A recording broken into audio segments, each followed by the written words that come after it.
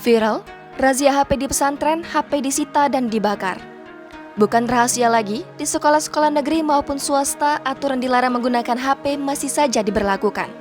Meski zaman terus berkembang, akses pengetahuan banyak didapat dari pencarian online, tetapi masih saja ada sekolah atau lembaga pendidikan yang melarang siswa menggunakan HP. Seperti halnya sekolah swasta atau lembaga pendidikan keagamaan semisal pesantren, masih banyak memberlakukan aturan dilarang memegang HP. Hal ini tentu memungkinkan adanya tindakan siswa atau siswi melanggar aturan dengan menyembunyikan HP tanpa sepengetahuan guru atau pendidik. Seperti yang terjadi dalam video viral, pendidik membakar HP yang disita dari tempat persembunyian HP milik siswa. Dalam video yang diunggah oleh akun Facebook Info Tabanan tersebut, tampak seorang pendidik berkerudung kuning membakar HP milik siswi pesantren.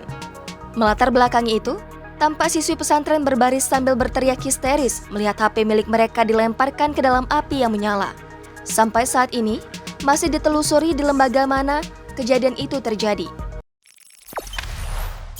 Jangan lupa subscribe, share, komen, dan like ya!